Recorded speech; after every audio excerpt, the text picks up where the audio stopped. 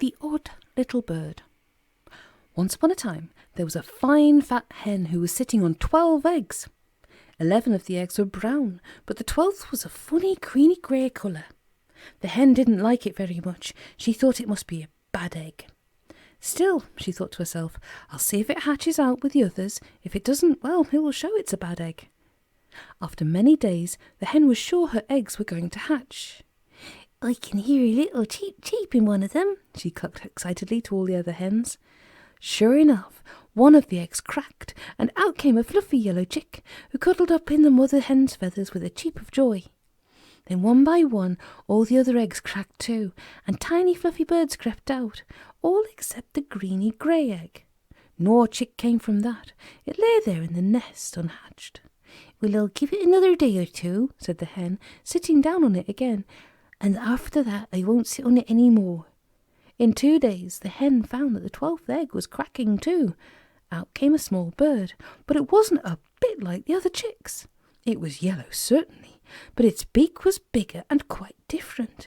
Its body was different too, and the little creature waddled about clumsily instead of running with the others.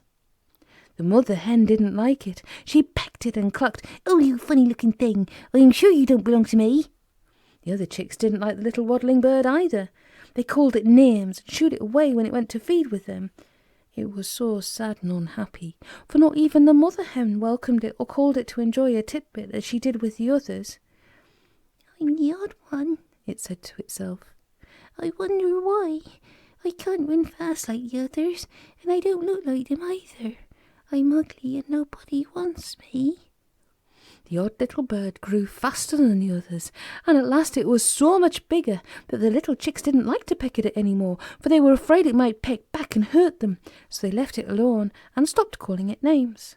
But the mother hen was not afraid of it. She was often very cross with it indeed, especially when the rain came and made puddles all over the hen run. For then the odd little bird would cheep with delight and go splashing through the puddles in joy. "You naughty, dirty little creature," clucked the mother hen. "Come back at once. No chicken likes its feet to be wet. You must be mad, you naughty little thing." Then the odd little bird would be well pecked by the hen, and would sit all by itself in a corner, watching the rain come down and wishing it could go out in it. One day it found a hole in the hen run and crept through it.